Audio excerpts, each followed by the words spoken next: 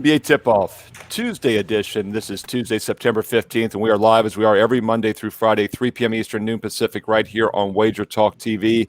And we do have two big games tonight on Tuesday. We did a little recap show yesterday on Monday, closing out the weekend's action, looking ahead to these two games tonight. But now we're going to get into the in-depth analysis on the side and totals for Game 1 of the Eastern Conference Finals between the Celtics and Heat, and also the big Game 7 in the Western semis between the Clippers and Nuggets. I'm your host, Steve Merrill, and I'm joined by my co-hosts at WagerTalk.com, Teddy Covers, Tony Finn, Rob Vino, and Ski Profit. Hey, Teddy, let me get to you first. Let me know how your Monday went overall, and I guess baseball and football, and also what you got going for Tuesday night at WagerTalk.com. I went 0-0 on Monday, so it was perfect. No sweat for me last night. My clients ended up the day with as much money as they had when they started the day. And I was glad. When I watched them two Monday night football games, I fully appreciated the fact that I had legitimate questions about both teams and didn't get involved. Obviously, no NBA last night, and I didn't do anything in MLB. So 0-0, man. I am in action, obviously, on one of the games tonight. I'm on action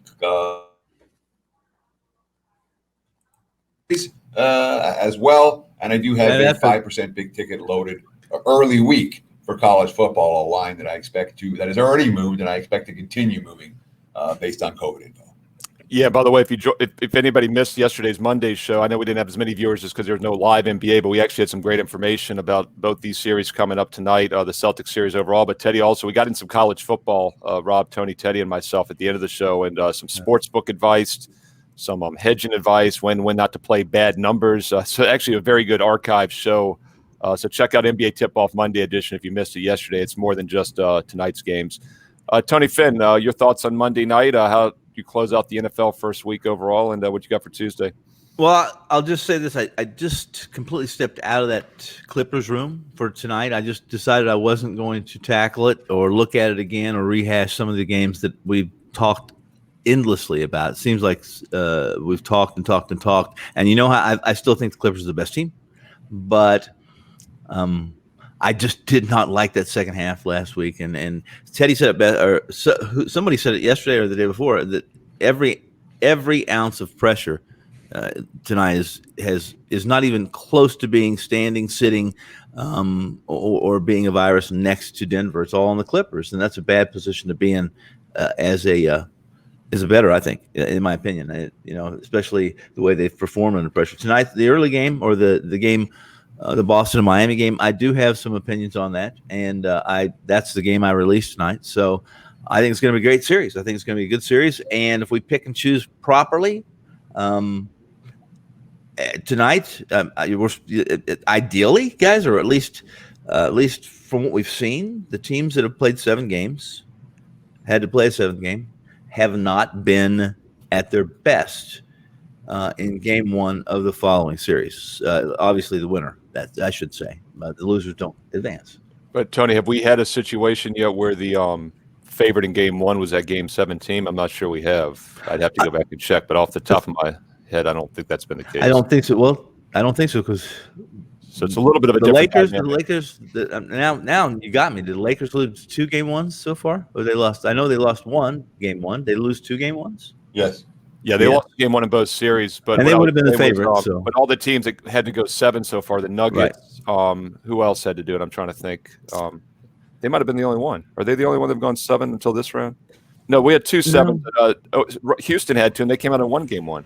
Right. They did, didn't they? Yeah. So yes, they did. Okay, you're right. It's just it's perceptive. Perceptive, my part. Very perceptive to notice that all the Game 7 winners played poorly, except for the Rockets. Yeah, well, I was trying to think how many we've had so far. I think we've only I'd have to look it up. I think it was Nuggets and Rockets, yeah. No, but I get you. It'll be an interesting situation here, although they do have a little bit more rest. Those teams had 1 day turnaround, don't forget. And Celtics Miami's been off a week. Yes, and the Celtics have had 3 days. So, yeah, I mean, we'll get to this game in a moment, but the question becomes, is the long layoff almost a detriment at this point for the Heat? Maybe. Stuck in the bubble, so it's interesting. Rob Vino, what do you got going on for Tuesday night? How'd Monday go for you? I know you're a Denver Bronco fan. Not sure if you're involved in that game. By the way, Tony and I did the video last Tuesday, a week ago today, for that Monday night game that aired finally last night. And we mentioned in the video, Tony, how the line had gone from Denver favorite to +2.5 as we did the show. And then like 2 hours after we did the show, Von Miller's out for the season with a random injury in practice. And I mentioned in the show it might go to 3, and that was before the Miller injury. Of course, it did, even some 3.5s. And I was, chuckling a little bit when it lands on 2 right in the middle there. But of course, 10 missed points by the kicker made a difference there as well. But Rob Bino, as a Bronco fan, have you recovered from that one? Well, you're only a fan when you're not involved in the game. Obviously, you're in this business, you're totally unbiased. Last night, I happened to be on the short end of that total stick because I had over 40.5 points. And of course, we saw Steven Gostkowski come out and do what he did. And we saw Denver get stoned on the half-yard line. Never good. But I played it, over guys, mostly due to defensive injuries and absences on both sides. And even during the game, we wound up losing a couple more cornerbacks in that game, and still nobody could score. So a little bit frustrating because I thought I had it right fundamentally. It did not show up on the scoreboard. That was the only play for last night. Broncos Titans over the total. Vic Fangio, must have brought his time manager with him to Denver because he saved his team no time on the clock at the end of that game just to try and get his team a win. But for tonight, like the 2 above me, I am involved in the Boston-Miami game, up and available right now, WagerTalk.com, best bet selection. A lot of time to look at this series. We'll get into it, like you said, Steve, but I am up with that game tonight. And we bring in Ski Profit, who we did not have yesterday, guys, because he was on the party bus. He was out on the party bus and did not make Monday's show, but he's here today. And Ski, you got to watch yesterday's show to get the reference to the party bus. Yeah, I'm pissed you didn't come get me. And as you can probably guess, Tony Finn had something to do with the party bus. Actually, it was actually Rob Vina, though. But anyway, Ski, how was your Monday? Good to have you back. And what you got going Tuesday? Monday was okay. I didn't have any action on anything, so like Teddy, 0-0 for me. Today, I've only sent 1 play to my subscribers. I don't have anything up to buy, but I'm adding probably 2 to 3 plays in the next probably 30 minutes after we get off the show. And Monday, I just watched the games. I wasn't involved in the football games. I kind of wanted to take week 1 easy, but looking back on it, I should have just jumped right in. Yeah, and by the way, Ski, I was told that you have a WNBA playoff special right now on your page. It's normally $129 for the full playoffs. It's slashed to $79. So $79 gets the entire WNBA playoffs from Ski Profit at WagerTalk.com. Ski, when do those start, actually? I don't follow it that closely. Today. Okay, so if you guys get on board today, you'll get everything for the entire postseason when he has stuff. And as he said, he sends it directly out to subscribers. And many he has it ready. You get it with that direct subscription. Hey, guys, speaking of best bets, I know a lot of us got action on this Celtics Heat game tonight, so we'll go over just kind of generally look at side total, whatever you want to give me. Teddy, I'll start with you. Just some thoughts on it and whatever you want to focus on here. I want to focus on Jimmy Butler and how Boston's going to defend Jimmy Butler. And I also want to, because to me, that is the key to this series. It's the key to game 1. It's the key to everything. If Butler has basically done whatever he wanted to in both the Pacers series and the Bucks series, neither team had an effective defensive game plan against him. Can Marcus Smart be that guy? There seems to be some debate as to A, whether Smart's going to be the Butler's primary defender, and B, as to whether Smart is capable of containing Miami's best player, because the Heat are going to go as Butler goes. I understand Bam Adebayo is an all-star. I understand that Jay Crowder and Andre Iguodala are 2 guys with rings. Kelly Olynyk, another guy who has extensive playoff experience for Miami. But if the Heat are going to win game 1, if they're going to win the series, it's going to be on the back of Jimmy Butler. I think Boston fairly well designed to contain him. All that said, the fact that it's a Miami team with, a lot of times we look at Boston and say, yeah, Boston's a battle-tested team. They've been there before. When you look at the fact that Crowder and Olynyk and Iguodala and some of the veterans that Miami has, even though this version of the Heat doesn't have that level of playoff experience, there are plenty of guys on the roster that do. Can the rookies step up? Can the young guys, Tyler Hero, Duncan Robinson, they have to hit threes for Miami the way, and Kendrick Nunn, a third guy who also has to hit threes for Miami to be successful in this series. For the Heat, for the Celtics, after playing Toronto, who is as elite defensively as any team in the NBA, Miami's going to be a step down in defensive class, which could help the Celtics. At the same time, when we saw the Heat dial up the defense, you look at their regular season stats, you look at their bubble stats, and the defense mediocre. When you watch them in the fourth quarter of tight games in each of the first two rounds, Miami's defense was really good. So I'm very curious to see whether we're going to get grade A Heat defense like we saw in some of these fourth quarters, or season-long stats Heat defense that is relatively vulnerable to a drive and dish team like the Celtics. Yeah, I mean, Tony, my initial thought was 6 days off for the Heat, as we mentioned. They haven't played for a week. And Celtics, even after Game 7, still have 3 days off here in between the weekend and Monday. That should help the defense. I mean, there's no excuse for them being tired, I guess. They should be fresh. You would think that would lead to some defensive intensity.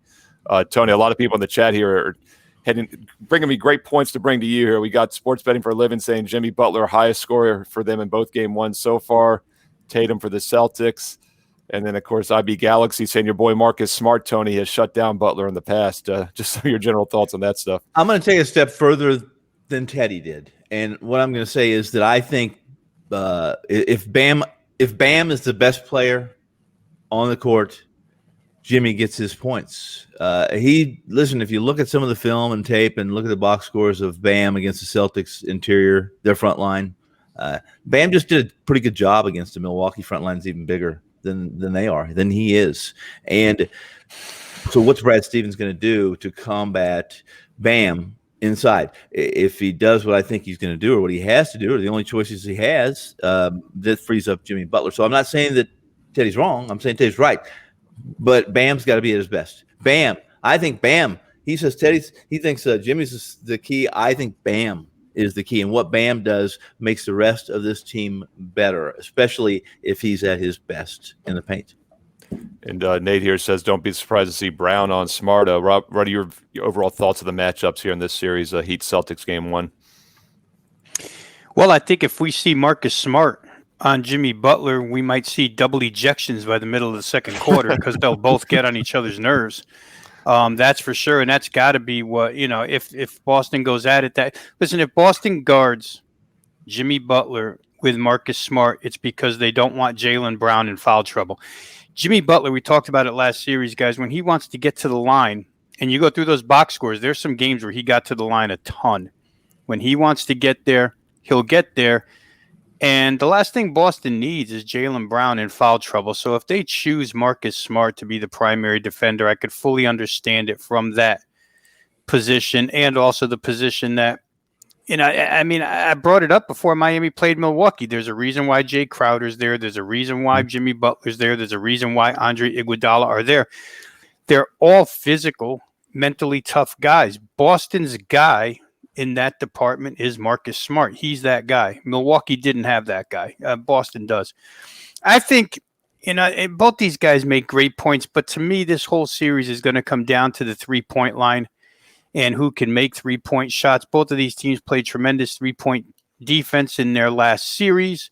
But Teddy mentioned a couple of names that, normally in these playoff series, we would say that youth and inexperience contributes at home in a playoff series, but it doesn't travel. There's no travel involved here. So for guys like Tyler Hero and Duncan Robinson, you're not going to face a road crowd in Boston in this series. When they get on track, those guys are very, very good. And if they get on track here, Miami's going to be good from the 3-point line. I think the Miami Heat just pose a lot of offensive options that Toronto did not present. Toronto presented more physical toughness and length. Miami, to me, contains more skill, more athleticism, more willingness to, turn it into a track meet if they have to. They can play multi-tempo. So I think it's going to be interesting from that standpoint. If Boston, whichever team can defend the 3-point line, I think that's going to be provide a long way into who wins this series. And we won't see Gordon Hayward So maybe we handicap differently when Hayward gets back in this series, but we won't see him game one. Yeah, Ski, what are your thoughts on the matchups in this series? Just overall, what are you looking at here in game one of the Eastern Conference Finals? Right now, by the way, Celtics 1.5 point favorite, total 208.5 tonight for game one, Ski. Just as far as matchups, I mean, Marcus Smart is 6'3", 220 pounds. Jimmy Butler is 6'7", 230. Giving up 4 inches to Jimmy Butler, I mean, he can maybe be physical with him, but I think your best bet is to try to take away Dragic with Marcus Smart. I think Jaylen Brown may do a better job on Jimmy Butler. Or I just think taking away Dragic is key for the Celtics. So that's the way I would go. And I agree with what Rob said. It's the reason why they got Crowder, Butler, and Iguodala. It goes very well against Boston's wings. So I'm looking at that. I think if you like Boston, you have to be thinking Kemba Walker is going to go off because that's the guy that they need tonight. Teddy, any individual matchups that you're looking here that might lead to some play-on-play against guys, just some props and other things like that, big picture stuff? Well, yeah, I want to ask Ski because, I mean, if you think that the best matchup for Marcus Smart is on Dragic, where does Boston put Kemba Walker? You know, Duncan Robinson. So put him out on the perimeter, maybe. It'd be interesting to see the defensive adjustments that the coaches make game to game and even half to half in this series, because there are some really interesting matchups. Someone was talking about the fact that Boston is a void at center, and it's Tony. Was talking about that Boston is a void at center. I disagree. You know, Tice is not a guy who's going to excite you. He's not a star, but Tice has been. The energy's there, the defense is there, the rebounding's been there, the shot blocking's been there. And for a team that usually has 3 or 4 scorers on the floor at all times, you don't need Tice's offense. I think he's been great in this postseason. And so is Robert Williams coming off the bench. Again, you're not talking about major minutes. You're talking about low post defenders that have to that's what they're there for. They got to clog up the paint and they got to keep anyone from getting the rim. And I think both Tice and Williams have been effective in that role so far in the postseason. Now, Bam brings a different skill set. You know, Bam's a much better ball handler than anyone that the Celtics have faced in the low post yet. They didn't get Sabonis in the first round. He's the one guy maybe you might, another big man who can handle the basketball well. So it's a different type of matchup. But I'm not selling the Celtics centers short just because they're not stars. Tony, what are your thoughts on some of these player matchups that we've been going over? Well, Bam is he's the prototypical. He's the new center. He is what a lot of guys already are. And I would disagree. I think, listen, Tyson, I think his points were important. I think that he had one really big game. I thought it was very important. There's a lot of things I don't like about Tice, and one of them is that he can get physical with Bam.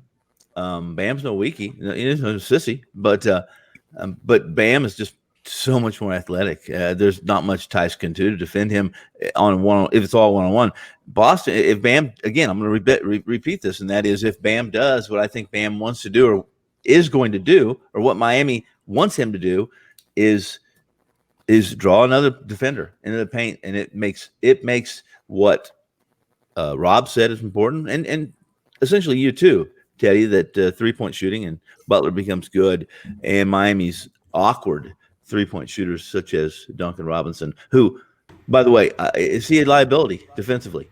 Is he a liability defensively? That's my question, in your opinion. It's not a question. It isn't?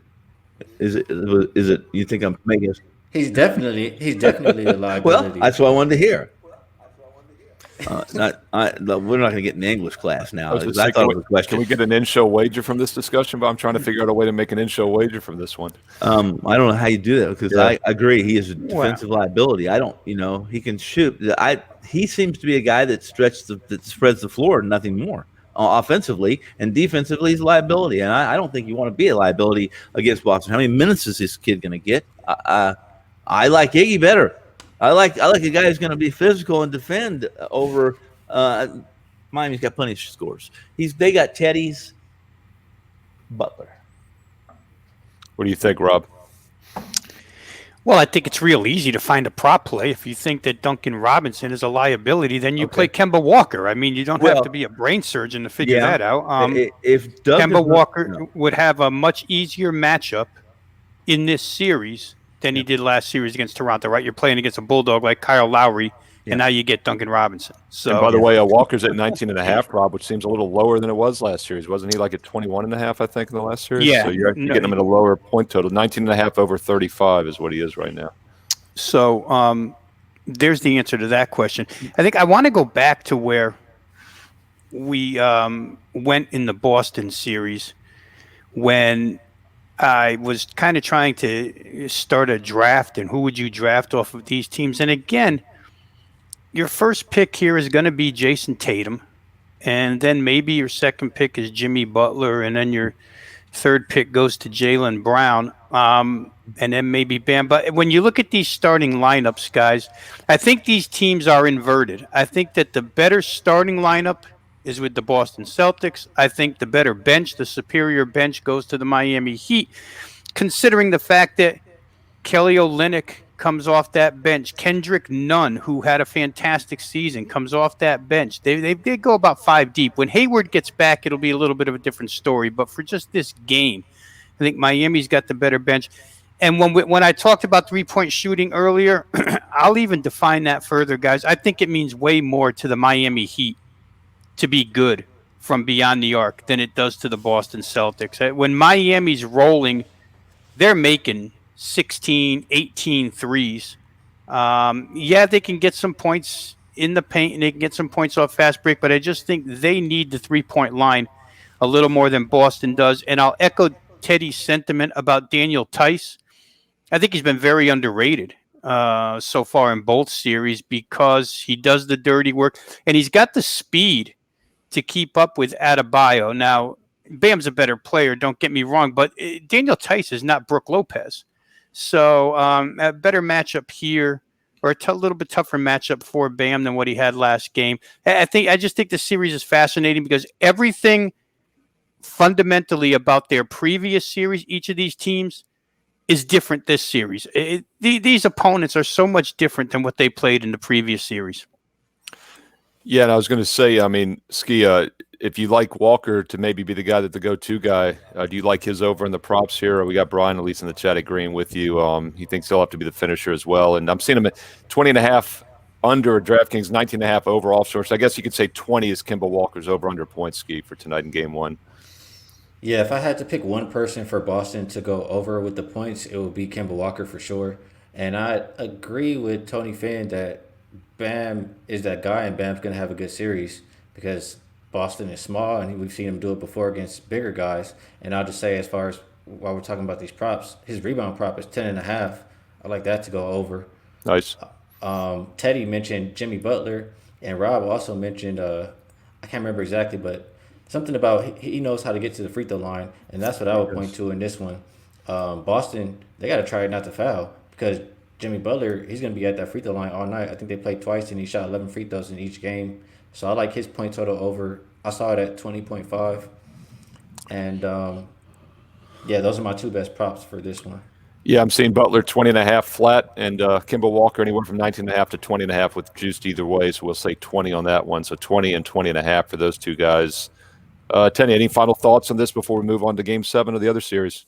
We got a Game 7 tonight, man. I don't want to beat this series to death. I got you. Well, this is actually the first time we're looking at this series, so I figure we probably need a little extra time because we got 7 games maybe for this series. We've only got 1 left for the next one, but I did want to add one thing. Yeah, we talked about how rest affects different teams, or how rest affects teams in general, and I think it's different for each team. Like I said before, that the Lakers are not good on extended rest. It's not necessarily the same for Miami.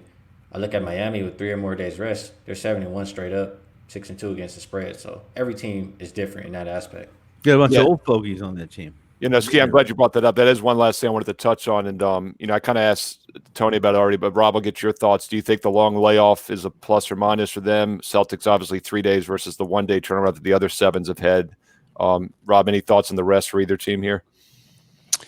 Yeah, I mean, Ski brings up a good number.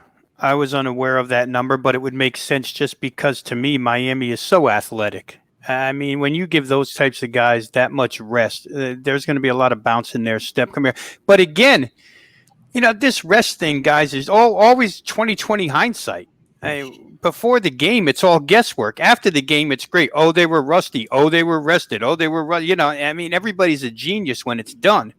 I think Ski's numbers obviously put a little more credence to Miami having rest. And I'll say one last thing. I said it earlier. I'll say it again because Ski brought up Jimmy Butler over point total because he's factoring in some free throws there. And it's a reason, guys, where I'm going to be watching what Brad Stevens does for a matchup there because you don't want Jaylen Brown with 4 fouls in early third quarter, and you got to pull him from the game because he's guarded. If Butler sees that guy on him, he's going to find ways to draw fouls. He's a smart player. There's got to be a combination to guard Jimmy Butler. There's got to be some Jaylen Brown, some Marcus Smart, some Brad Wanamaker, some anything. You know what I mean? In fact, Wanamaker, because you don't care if he fouls out. I mean, he's a good player, but it's a lot different than having Jaylen Brown foul out. So we'll see. It's going to be a series of adjustments, and to me, great series. Yeah, once Steve, again, the last comment you put up, I think I agree with that one. He said that Dragic under because Marcus Smart makes it difficult for him. I think I agree with that, and I think if you like Dragic, you look towards his assist to go over. And his assist on the over-under, I believe, last I saw him, he pulled up here, Dragic's assist, if I can find it. Yeah, his assist is 4.5 to the under, points 18.5 flat. So 18.5 and 4.5. And then they don't have a rebound number for him yet. It's 26.5 for all 3 rebound points and assists. So basically that'd be about 4 rebounds is what they're saying. So 4, 4.5, and 18.5 for Dragic on the over-unders. Before we leave this game, guys, any in-show wagers while it's fresh? Tony, you want the opposite side? Yeah, I'll say this. I already played it, and I the biggest mismatch in this game, we haven't talked really about it a little bit, is that is Walker. I think Walker's Walker. If Walker goes off, Miami's in trouble. They're in trouble because he's who's going to stay with Walker? Who are they going to put on Walker? So I would be over that 20.5 on that. In-game wagers, what do you want to do? Teddy, what do you like? Anything you like, I'll be on the other side of it. Anything reasonable, of course, sir. I'm just looking at there's a comment from Anthony Fiola talking about Kemba, better finisher, game 6, 0 of 2 in regulation to clinch the game. Yeah. That was that game against Toronto's defense. Yeah. That is not that indicative of, I mean, that's the epitome of small sample size. Yes, it is. He did not play well in that game. I do think that Kemba Walker is someone that I would trust down the stretch. And I'll say then, I think instead of an in-show wager, how about a free show wager for everyone? I think over 20 points. We're kind of a consensus on most people here for Kemba Walker tonight. If you're looking at a prop play, so 20 wins, right, Steve? Didn't you say 19.5? 20 should win. Well, we got 19.5 over 35, 20.5 plus 35. So I would say the true number is 20. Yeah, I don't want to just flat number. Is that the biggest number? Is that the most points, Walker? No, I mean Jimmy Butler's 20.5, and we're seeing Tatum at 26.5. Tatum, of course, 26.5. Yeah, 26.5 to the under on Tatum, and then 21.5 for Jaylen Brown actually. So yeah, both of those under. Kimba's pretty moderately priced. Who likes Tatum over 26? Me either. So Ski, you like Brown under 21.5? Brown and Tatum under. Because he likes Walker over, he's taking in Brown and Tatum under. I like Walker over. Yeah, I think we're all agreed. I think we give out a free play of the audience. Guys, real quick, is there a matchup for Tatum on the floor for Boston? I mean, for Miami, who do you put on him? Jimmy Butler, Iguodala, Crowder. Any of the 3. Yeah, you just all 3 of them at once. At once, yeah. That would also help on the Kemba Walker over if they do that. Yes, so that would be good for the free play here. And by the way, guys, viewers out there, don't forget there's free plays also, WagerTalk and Sportsmemo each and every day. I've got a free baseball play for tonight, a late night play for Tuesday, along with my best bets as well. I'll put up a lot of free plays, WagerTalk and Sportsmemo, tons of free plays. Another key game tonight, Game 7, as Teddy mentioned, is the Western Conference semis. I love how the NBA does it. We'll have Game 1 of the Eastern Conference in the books before they get Game 7 of the previous series done in the other conference. Clippers, primetime spot here on the West Coast, as always. They're back to that 9 o'clock start Eastern time. Teddy, what are your thoughts here? I mean, we've talked a lot about this series the past week or so. We touched on it yesterday. I know you mentioned that you had the Clippers Sunday, as I did as well. We had a big lead in the first half, and they squandered it. And I know you also mentioned yesterday that you do not trust this LA team anymore, and that it's the lowest price of the series so far at 7.5. Anything's changed for you today since we last talked? Yeah, I mean, I guess the theory is you're supposed to take the Clippers here. The Clippers are the class. The Clippers are coming off back-to-back losses. The Clippers have been great coming off a loss all year. Doc Rivers has been terrible in closeout games until it gets to Game 7. His team's, I think, 6-1 in previous Game 7s. So Rivers has done a good job in the games that matter most. And, as Tony said, he still thinks the Clippers are the best team. I guess you're supposed to bet the Clippers tonight. I didn't. Oh, somebody said he thought somebody said that. Maybe I did. I said that, but I didn't bet them. Yeah, exactly. So you said it, but you didn't. And I'm thinking the same thing. It's like when you see a team where all the pressure is on them, okay, and they're not, the Clippers, again, they're not fully formed. This core hasn't been together for several years, and they're just adding pieces. This is a completely rebuilt team for this season. They took months off. They came back, dealt with guys coming in and out of the lineup, and have done that throughout due to injuries. The Clips A game can win this by margin. I'm not convinced that we see the Clips A game, and maybe it's time to give Denver's A game some credit because we've seen a whole lot of it lately. So, Teddy, you bring up a good point. Good point. From a total standpoint, it's definitely worth noting that, and it's something that Rob talked about yesterday. Yes, this series has produced a whole bunch of overs and not many unders. But if you look at the line, at the total for Game 7, the whole series goes over that number. And you cash those overs had the line been where it is for tonight. Now, Game 7, the markets crash the under. It's what they do. And we've seen Game 7s here in the postseason live up to that expectation of being lower scoring affairs. Who can forget Utah-Denver? Game 7 in the first round. They stayed under by 120 points or whatever it was. I'm being facetious, obviously. But I would anticipate a defensive scrum in that regard, but I can't bet this game under the total either. The total's too low. Oh, no. Yeah. Easy pass.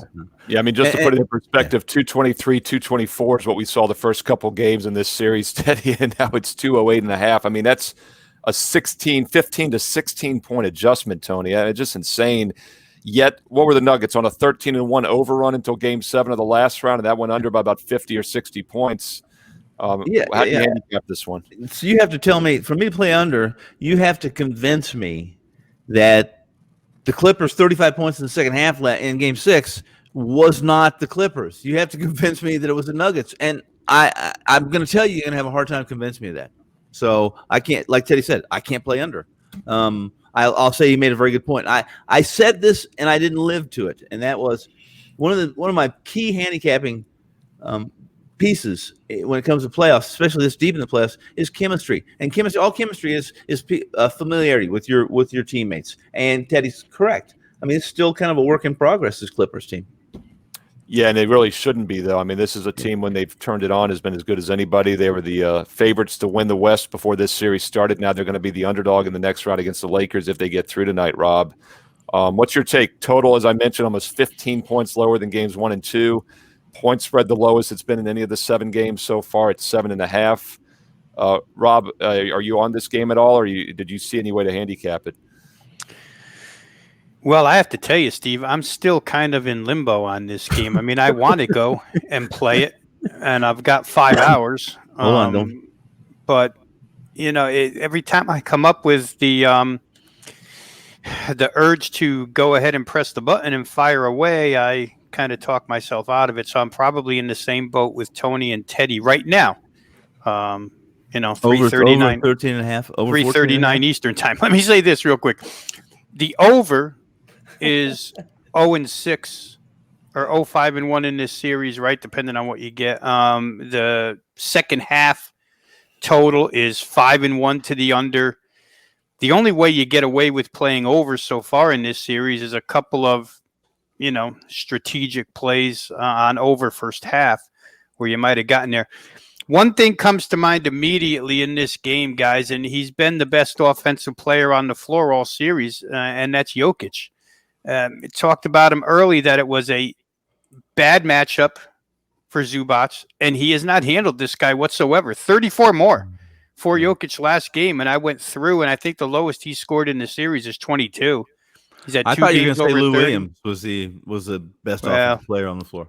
Lou Williams. I don't talk about my significant others when it comes to that stuff. But Jokic is tough, guys. Yeah. I mean, for all the Kawhi and Paul George and Lou Williams, there's Jokic who stands out in this series, partially because of his matchup, partially because he's not afraid to shoot. And it helps Jamal Murray a ton when he's scoring. It just helps. And the fact that Gary Harris got 42 minutes last game, really, after only going 27 tops, is significant for the Nuggets. So for me, I think about the end of game here. It's a game 7 where you desperately foul. If you're within that range, you don't throw in the towel. And will those free throw points, if it's close, pile up and get this thing over the number? I've almost talked myself into it 100 times, but I just haven't gotten there yet. Yeah, and Keep Rob, talking. we mentioned yesterday, Ski, actually, I'll throw it to you, that the Lakers would be minus 130. They'd be minus 270 against the Nuggets. So, Ski, as a Laker fan, I'm not sure if you're involved in this game. I think you said you weren't as of now, at least. How hard will you be rooting for the Nuggets tonight, just as a Laker fan? Yeah, Be careful. I have to. Yeah, it's funny. I have to have a disclaimer right here. On this game, I do think the Clippers show up, but if they happen to lose, I'm gonna be talking crazy on Twitter. So just be ready for that. It would definitely be good for your and we'll put the price up here. Definitely would be good for your LA Lakers, I would think, to probably face the Nuggets instead of the Clippers. By the way, I was, of course, on the Clippers in Game 6, had that heartbreaking second half collapse. I'm not using this game tonight, which means the Clippers are probably a 99% lock to win and cover.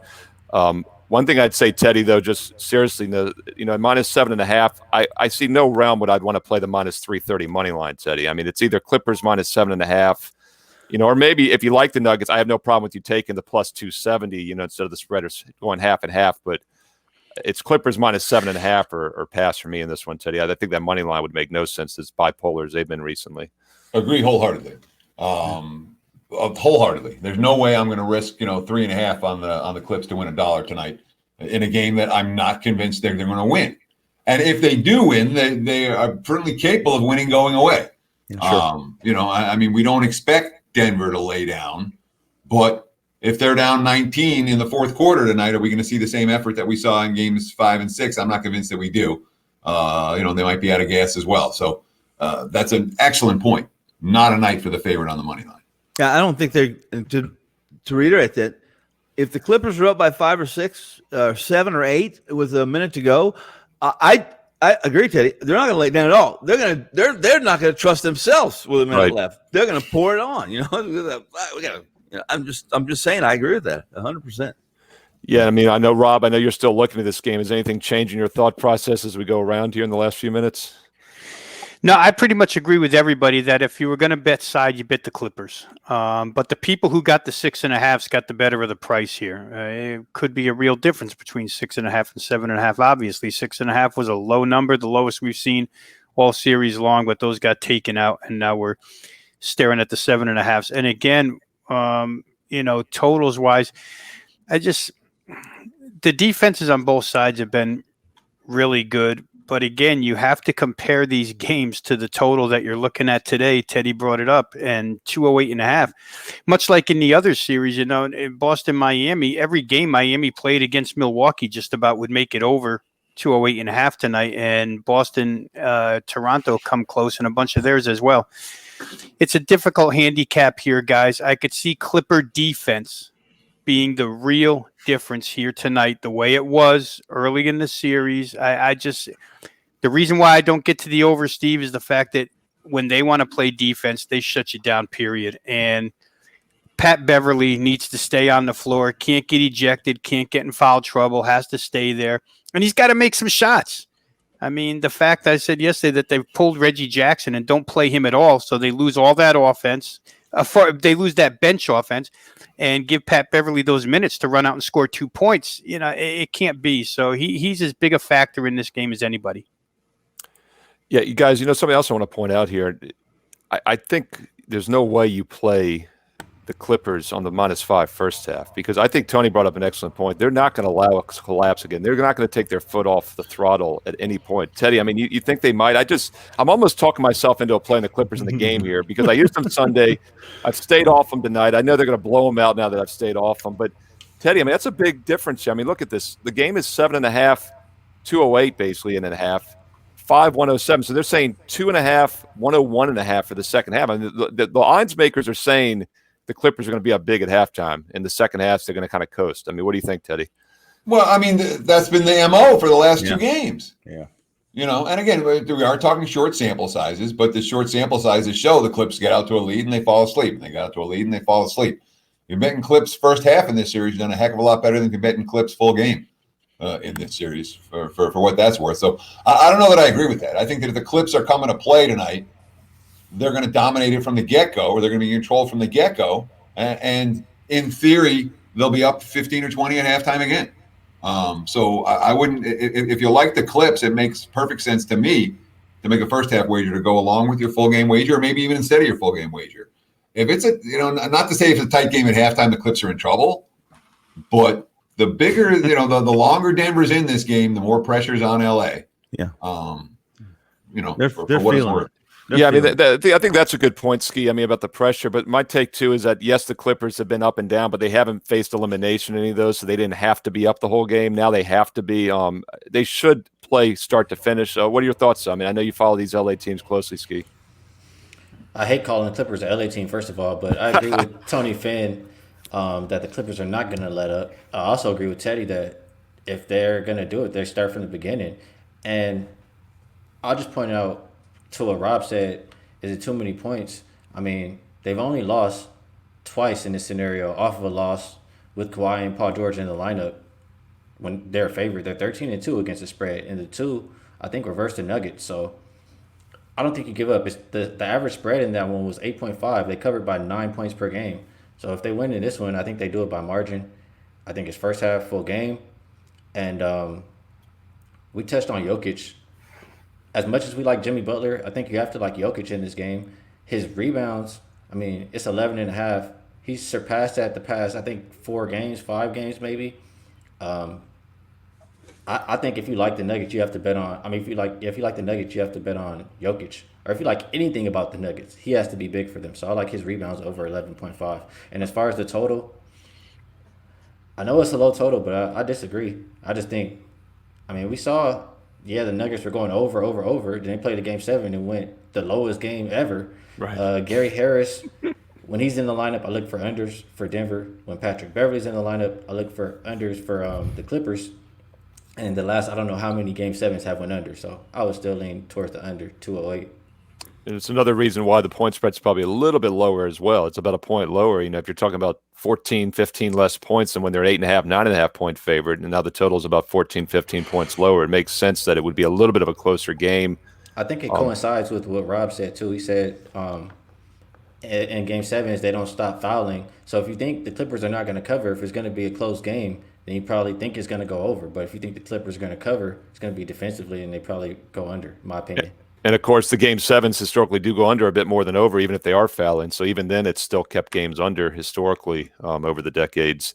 Of course, game 7 home teams have been a very strong play, over 80% straight up. We don't have a home court here, but I think a lot of that isn't necessarily just home court. I think it is because it's the better team, theoretically. But the home court does help, obviously, when we're talking straight up, because the point spreads has not been as strong because those numbers do come into play sometimes. Last couple minutes, guys. Final thoughts on this game. Teddy, any play on, play against, guys? Big picture stuff. I mean, big picture, you want to be on your superstars. I mean, this is a game where if I'm playing overs on any player props, I want Kawhi, I want Paul George, I want Jokic, I want Murray. We've seen, certainly for the Clips, the role players have a disappointing series, and I would think that it would behoove their chances in game 7 to have the role players step up. But they're not the ones I would count on tonight. If I'm playing overs, it'd be a Kawhi over, it'd be a Jokic over. That would be the two that I would probably be most inclined to play. Yeah, Tony, any final thoughts here? You agree with the big play, guys? Any guys under the radar, guys? If the Clippers are going to win this game, then Kawhi's going over. So if you like the Clippers, I think Teddy's right. I mean, you got to go with a He needs to show up. He needs to take care of business because he has not. I just don't like I didn't like his energy last 2 games.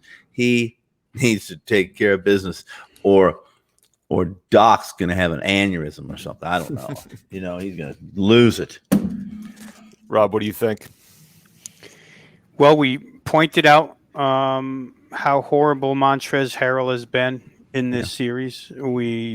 Obviously, I've pointed it out numerous times by trying to cash tickets, but Lou Williams hasn't been Lou Williams in this series, and that Clipper bench has to help. Tony just said that Kawhi needs to play big, and I totally agree, but I would say they need more than one, guys, because if Kawhi's there and Paul George disappears, they're not winning this game. No how, no way. You're right about Paul Lou. George had 33 at last game, and the bench didn't help, but you got to get some help for this guy if they're going to win.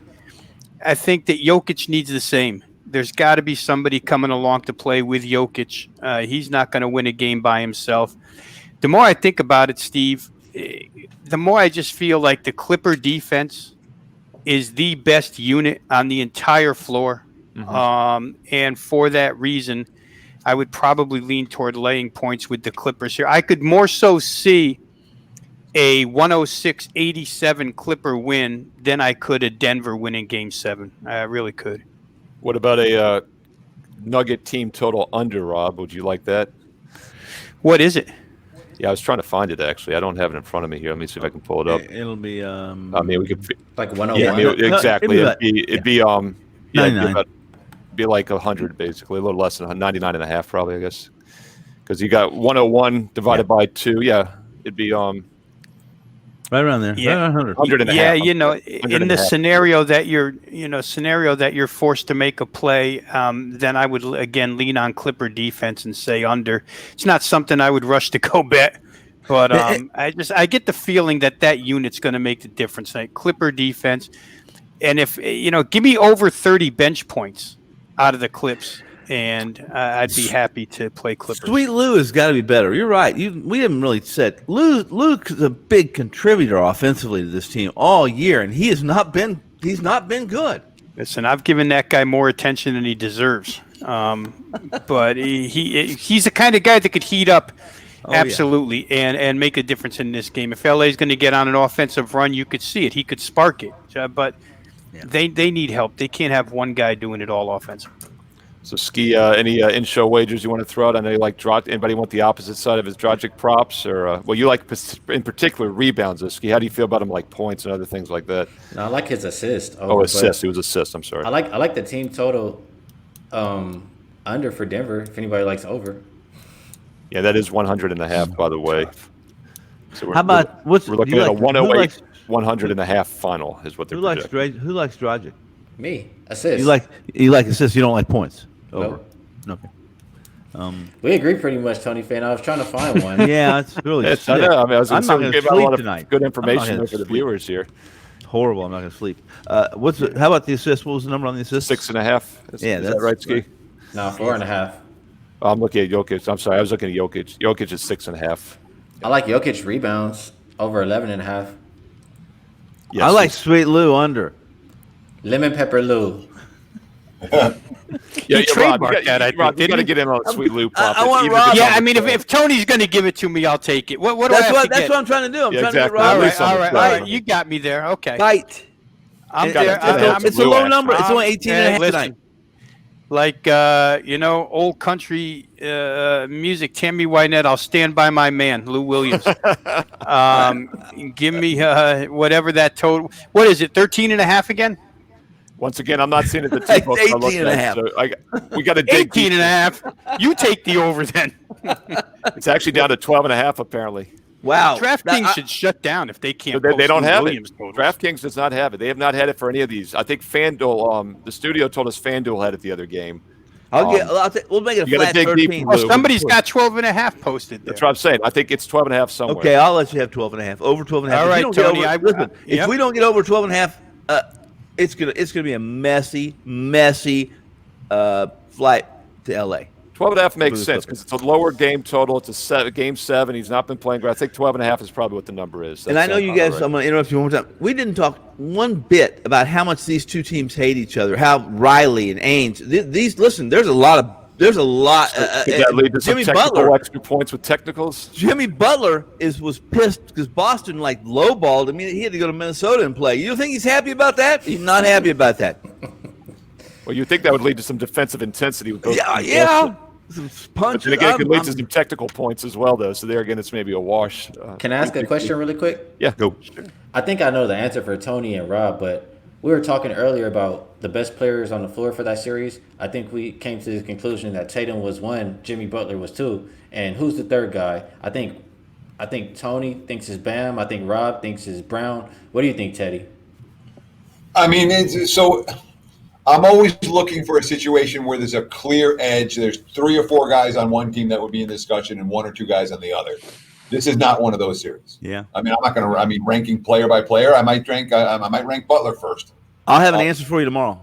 Yeah, and say Kemba might be the leading scorer of the game too, so we have to put in the discussion. Yeah, and I'm a UConn guy. The only Normally I'd two say heat Kemba. on the list are going to be Bam and Jimmy, and with Miami, with Boston, you can probably get more guys on that list.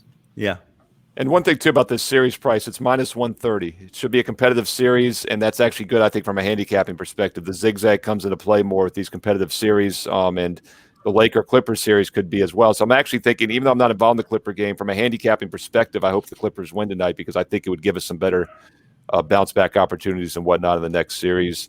And for Ski, he will hope the Nuggets win because it'll give his Lakers almost a 3-1 chance of being in the finals.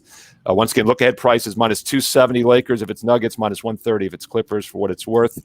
Hey, guys, great show. We might be back tomorrow Wednesday. I think I got some ideas. We might have some different characters in here to fill in for you guys because I know Tony and Teddy have some spots. I've got other guys who have been chomping at the bit to do some NBA. I'll call Mario Chalmers. Maybe he'll be a guest for you. He'd be fun to have on. And Sweet Lou has a chance of maybe being available as well. We'll see, Robbie. We can get Sweet Lou on if he doesn't finish it tonight. But everybody, Pepper Lou. Lemon Pepper Lou. I think he trademarked it. Yeah, he did. Oh, I didn't know he actually traded. Okay, that's Really? Yeah. That's his new nickname, Lemon Pepper Lou. Well, here's what we need to trademark, guys. Really? It's Party Bus, Russian Middle. We got a lot of things we need to trademark. Right. I'm going to trademark that bitch. Tony, you need to get on that as soon as possible because we got over almost 400 viewers watching us live today. Someone's going to grab that. But once again, free plays, WagerTalk and SportsMemo. And then, of course, best bets as well at WagerTalk.com for all of us. Right. Weekdays, 3 p.m. Eastern, our normal time here on WagerTalk TV for NBA tip-off, 3 Eastern, noon Pacific. And have a great night to Tuesday. We'll be back tomorrow, maybe on Wednesday, and if not, definitely on Thursday with more NBA action here on WagerTalk TV. Good luck tonight.